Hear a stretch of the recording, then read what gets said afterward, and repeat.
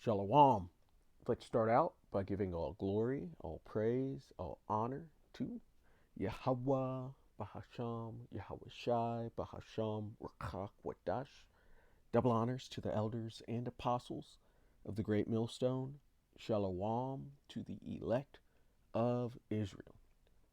This is the Mayim in Atlanta, and today I wanted to talk about time. So, what time is it? And we know what time it is. We're not in darkness. We can see what time it is. It's the end of this world, but it's not the complete end of the whole entire world.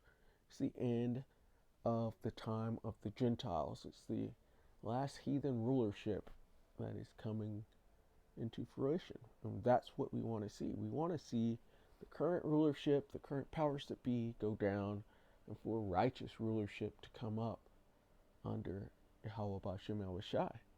This is Ephesians 5 and verse 15. It says, "See then that you walk circumspectly." So you're looking all around, every corner. "Not as fools, but as wise." Because that the Lord gave us that wisdom, that eyesalve to see what the times are. It says, "Redeeming the time because the days are evil." We want to get that word for time because we're counting this down. We're seeing the prophecies because that's how time is really measured, through the prophecies. And Lord will, we get through that. But we see what time it is and we're acting accordingly. But that word for time is Strong's G 2540, which is kairos, which is due measure, a measure of time, a larger or smaller portion of time, a fixed and definite time, the time when things are brought to crisis. And the Lord said this is a time of trouble such as never been before. Everything's about to come to head. This is the decisive epoch awaited for. You want to go to that word epoch, which I had already pulled up because I didn't know the exact definition for it. So when you don't know a word, look it up.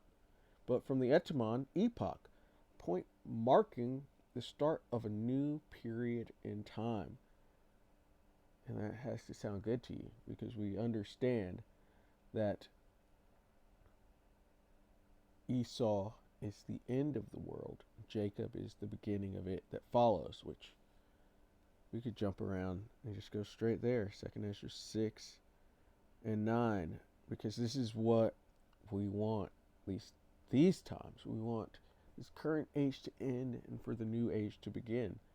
2nd Ezra 6 and verse 7, "Then answered I and said, What shall be the parting asunder of the times?" So when's the epoch? We just saw it. Epoch. Didn't finish it. It's a point marking the start of a new period in time, such as the founding of Rome, the birth of Mashiach, the Higara. Don't know what the Higara is. I'll have to look that up too.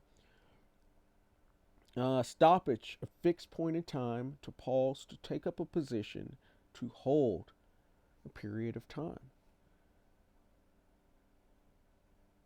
What shall be the parting asunder of the times? So, epoch. What shall be the epoch? Or when shall be the end of the first and the beginning of it that followeth? So when's the time of the Gentiles going to end? And when's the kingdom of heaven going to begin? It says, "And he said unto me, from Abraham unto Isaac, when Jacob and Esau were born of him." Jacob and Esau were twins that came out of Isaac. And Jacob and Esau represent righteousness and wickedness. Esau being the wicked, so-called Caucasians, including the tiny tops, are the descendants of Edom, of Esau, which not every single so-called white person you see is actually of the lineage of Esau. It matters who you come through your father. But for the most part, so-called Caucasians and so-called the Lord's people or Israelis make up the descendants of Esau. And then for Jacob, that's made up of the Negroes, Latinos, and Native Americans, as well as our scattered. And both have scattered. Esau scattered his seed through his colonizing and conquering, And Jacob scattered his seed through different slave trades that we've been in, and the diaspora that the Lord has had us under. And so we're both Jacob and Esau are going to come back looking like all of the nations. But it's not what you look like. It's about your spirit. And that's determined by the lineage you come through your father. From Abraham unto Isaac, so you're seeing the transfer of the blessings through the father from Abraham unto Isaac, and then it transferred unto Jacob. It says, when Jacob and Esau were born of him, Jacob's hand held first the heel of Esau, for Esau is the end of the world. And it's showing Jacob taking down Esau. And it's a spiritual takedown at this point, but it gets better later. It says, for Esau is the end of the world. And that's what time we're in. We're at the end of Esau's world. We're not just in Esau's world, we're at the end of Esau's world. And Jacob is the beginning of it that followeth. So that is the epoch that we're looking for, the point marking the start of a new period in time. That's what we want. So going back all the way to Strong's G 2540 Kairos, a fixed and definite time, the time when things are brought to crisis. That crisis is here. We're at the time of Jacob's trouble. That's the crisis. In this time, the great and terrible day of the Lord, that crisis. This is the decisive epoch waited for. The translation of kingdoms from Esau, so-called Caucasians and tiny tops, to Jacob, so-called Negroes, Latinos, and Native Americans, as well as our scattered. Transfer from this one seed to the other. This is opportune or seasonable time, the right time, a limited period of time, which that's what Esau got. He got a limited blessing for the fatness of the earth and the dew of heaven and that blessing of the sword. They had a limited period of time. That's why it says, seeing that his days are determined. Seeing that his days are determined. It also talks about seeing that he hath but a short time. The devil shall come down with great wrath, because that's the devil. These are deceivers. They're making you think that they're the people of the Lord when they're not. They're making you believe in quote unquote white Jesus, but he's described as the exact opposite. That's the devil, making you think that they are for you, but they are against you in every way. These are the devils of the Bible. It says, to what time brings the state of the times, the things and events of times. Strong's definition, kairos, of uncertain affinity and occasion, set or proper time. Always, opportunity, convenient due. Season, this devil has a short season in which he's been released out of. It says due short while, time, while, compare. But yeah, what time is it? We are, it says, redeeming the time because the days are evil, which are bad times. That's what evil means, but just to show what time we're in, let's go to Luke 21. And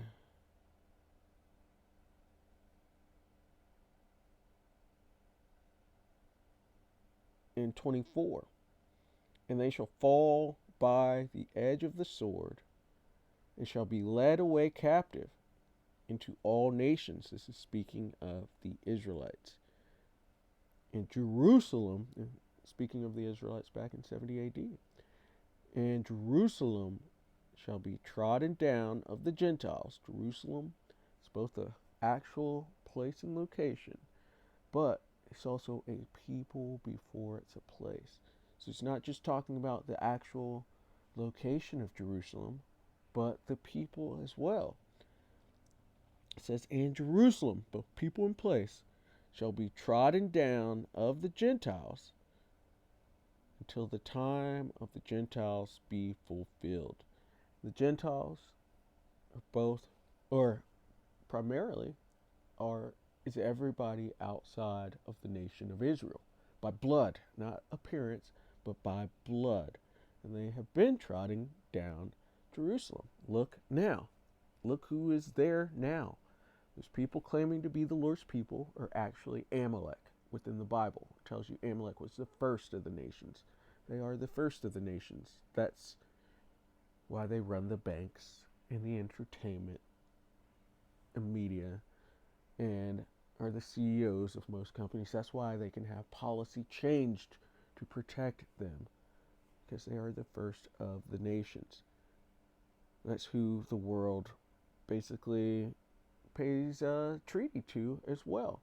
Lots of our tax dollars here in Babylon go over there to help them, but it's really paying tribute. It's a lot closer to paying tribute than helping them. That's the first of the nations. They're trotting down Jerusalem. Ham's over there pretending to be us as well, trotting down Jerusalem. Those are the Philossian Jews. And the whoever else of Ham is over there. It's really close to Africa, so you can imagine they're there. And then Ishmael. You have Ishmael claiming to be, or basically living in a land. Them calling themselves Palestinians goes back to the ancient Philistines, which were Hamitic as well. But just showing, you've got Ishmaelites over there as well, getting torn up, because this is their time of trouble too. But they are trotting down Jerusalem. All the nations are there. The Gentiles are there. Everybody outside of the nation of Israel by blood. They're trotting down Jerusalem, and that's the time that we're in. And they shall fall by the edge of the sword, the Israelites, and shall be led away captive into all nations. And that's what happened to us. Jeremiah 17:4. And ultimately, we lost our heritage. We lost who we were. That's another way you can tell that these people in the land claiming to be the people of the Lord, that they are not, because they did not lose their heritage. This didn't happen to them. They're the ones that did it. Because there should be a point in time where they're like, yeah, we forgot that we're Jays, that we're the tiny tops, and we went into slavery. They should be able to prove that to everyone. And then they should be able to prove that the Lord came back and gathered them himself, not a Balfour Declaration. Those aren't the people. And then, once that gathering occurred and the Lord put the people back in the land, there would be no more war. But these people got into the land and there was war immediately. These are not the people. There's no possible timeline or reality in which they could be the people. This is their Amalek, and they're hated of the Lord, and the Lord is judging them currently. That judgment is growing, but their deception and their being able to hide themselves is going away, because that man of sin is being revealed, which is that nation of Edom, people that call themselves Caucasians and tiny tops. That's the man of sin, or the men of sin. That nation could be quantified as the quote-unquote Antichrist. They are the wicked, said according to Malachi 1:4.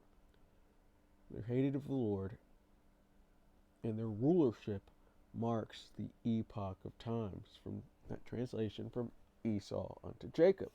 But they're primarily the Gentiles that are trodden down the land as well. Jerusalem shall be trodden down of the Gentiles until the time of the Gentiles be fulfilled. But just to get back into time, this also has to correlate, which Christians don't seem to really understand what this is. Even though this looks like it's from a Seventh-day Adventist website, which is heavy, because in the bottom they're calling the feet of clay, iron and clay, modern Europe, which it is, but that includes America as well. But getting into it, this is Nebuchadnezzar's dream from Daniel, the 2nd chapter. It says the head of gold, which was the Babylon, or he had this dream. He had all these wise men come in to try to tell him about his dream. Nobody could. But Daniel was finally able to break it down through the spirit and power of Yahweh Bashem Yahushai. When within this dream, it's basically telling you the times, the different rulerships that would exist until Yahushai, the man who they ignorantly call Jesus the Christ, comes back and destroys these times. He takes it down and puts all rule, power, and authority under his foot and sets this world into rightful order. This is basically a picture graph of the times of the Gentiles, which we're at the end of. But here's the dream. Nebuchadnezzar's dream starts out with this statue, and it has a head of gold. The head of gold is representing the Babylonians, the time of the Babylonians. And then it moves down, and this is where Nebuchadnezzar was, ruling the Babylonian Empire. Then it goes down to chest and arms of silver, which is the Medo-Persian Empire. They came and they conquered Babylon. They didn't completely destroy it forever and ever, like the scriptures talk about, like the prophetic Babylon, which is actually America. The kingdom was translated. It was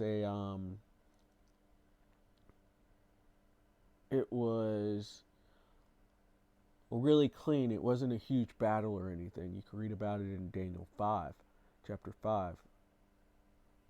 And that handwriting was on the wall, and the kingdom got translated.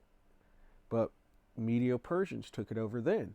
And then from the Medo-Persians arose Alexander the Greek and the Greek Empire, or not from the Medo-Persians, but after. Alexander rose up and he took down the Medo-Persian Empire, and the kingdom of Greece formed. And you can read about that in First Maccabees. And they came in, great evils increased because Alexander the Greek was an Edomite, and his generals were Edomites. And this marked the first time that Edom had power over the earth, and that increased wickedness on this earth because they are the wicked.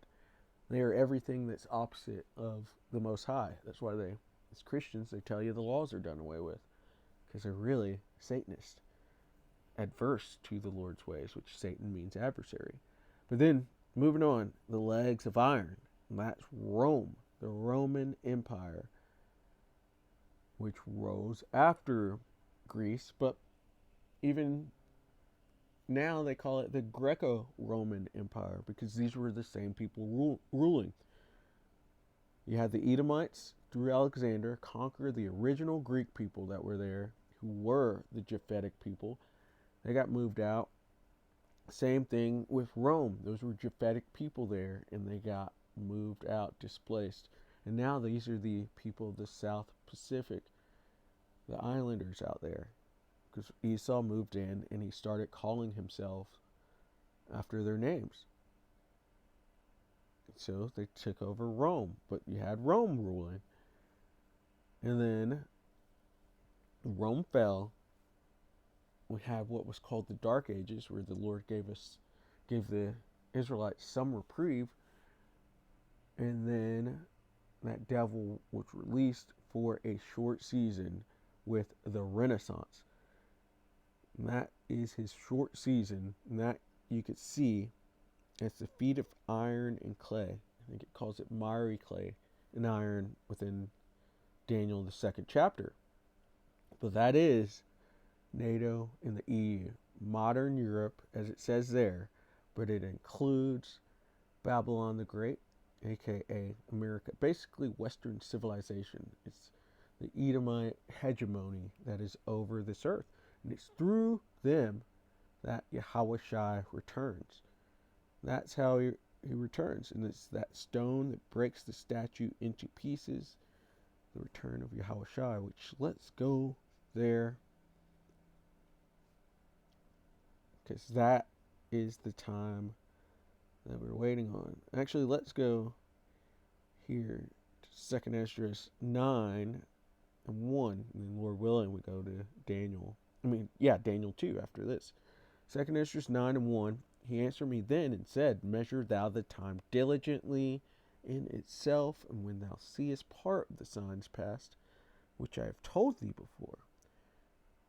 These signs past are the prophecies, and that's how you measure time, through the prophecies coming on this earth. So the awakening of the Israelites is a huge prophecy that's to come. The revealing of the man of sin, the revealing of the Edomites, just understanding who they are, that they're not white people and that they're actually Edom, that's a huge reveal, huge prophecy in itself.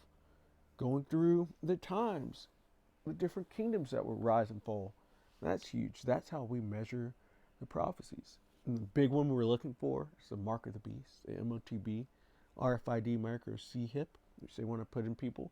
We're looking for World War III. We're looking for Jacob's trouble.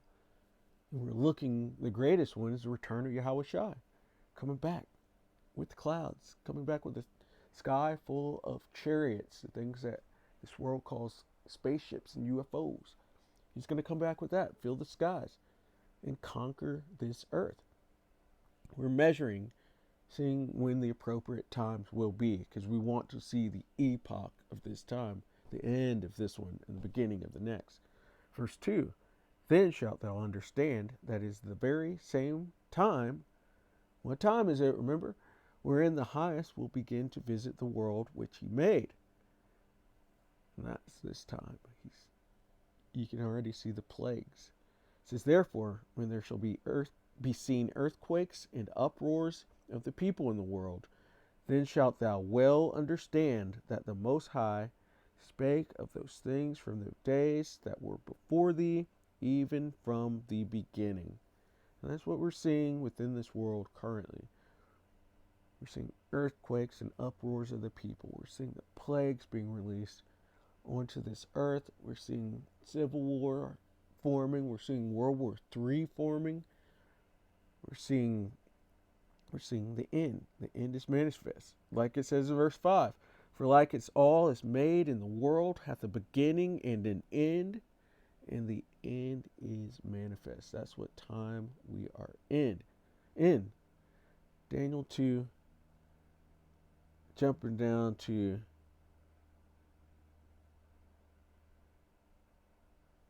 verse 41. We'll go there. Daniel 2 and 41. Whereas thou sawest the feet and toes, part of potter's clay and part of iron, the kingdom shall be divided. And that's where we are currently, under NATO and EU. Some are strong, some are weak. But it's a lot of countries meshed together, barely hanging on to each other. And we're seeing them being divided up now. You're seeing NATO and or EU countries kind of splitting off from Babylon. You're seeing that. And ultimately, those EU countries join on to Russia. Revelation, well, not necessarily to Russia, but they join in on destroying Babylon with Russia. Revelation 17 and 16. The beast shall hate the whore, make her, burn her with fire, make her desolate and naked. Paraphrasing. But getting back to this. And whereas thou sawest the feet and toes, part of potter's clay and part of iron, the kingdom shall be divided. The division's here. For there shall be in it of the strength of iron, for as much as thou sawest the iron mixed with miry clay. And as the toes of the feet were part of iron and part of clay, so the kingdom shall be partly strong and partly broken. You've got the pigs nations within the EU. Portugal, Ireland, Italy, Greece, Spain. Those are known as pigs. And those are the weaker of the nations within the EU economically. And then you got the others that are strong. You can see it. Partly strong, partly broken. And whereas thou sawest iron mixed with miry clay, they shall mingle themselves with the seed of men, but they shall not cleave one to another, even as iron is not mixed with clay. There's not real continuity, not real adhesion. They're not really together. They're just using each other for power and to have this power on the earth. But they're being broken up because Satan is dividing against Satan in every way, politically, socioeconomically, philosophically. They're breaking up. And it says, and in the days of these kings, so these days, these times, shall the power of heaven set up a kingdom. That is what's coming. Once this time of the Gentiles falls through Esau, Edom, first and foremost, and then the other nations, then the kingdom of the Most High is set up. The kingdom of heaven is set up. It says, which shall never be destroyed. There's not going to be a statue showing the different parts of the kingdom of heaven. It's going to go on forever and ever. But the Lord was nice enough to give the Gentiles, to give the heathen a time to rule. And even with those Gentiles, it called Salakia. We'll stay on subject. It says, in the kingdom which shall not be destroyed, because it's going to go on forever and ever. And it says, and the kingdom shall not be left to other people, showing you it's only for Israel. Only Israel can be saved. The gospel is only for Israel. And it's about to go into those Gentiles, in which, those Gentiles you hear about having salvation are just Israelites under a Gentile state of mind. Israelites thinking they're Chinese people, or thinking they're white people, or thinking they're Africans, or thinking they're Buddhist, or thinking they're Muslims, or whatever. They're not thinking they're Israelites, which just makes them Gentiles. But some of them get woken up and come back to their actual nationality. And the kingdom shall not be left to other people, because it's the end of the times of the Gentiles. They just had their chance. Now this is Israel's time. It says, but it shall break in pieces and consume all these kingdoms. Because power, energy, resources aren't really fully destroyed. They're consumed. And it shall stand forever. The coming kingdom is going to be perfect. It's going to be righteous. And it's going to be immortal, just like the men and women, or really the men that rule it. The women of Israel will be immortals as well, but the men are the head. But Lord willing, that was edifying. I'd like to give all glory, praise, and honor to Yahweh, Bahasham, Yahweh Shai, Bahasham, Rakach, Wadash. Double honors to the elders and apostles of the great millstone. Shalom to the elect of Israel. Shalom.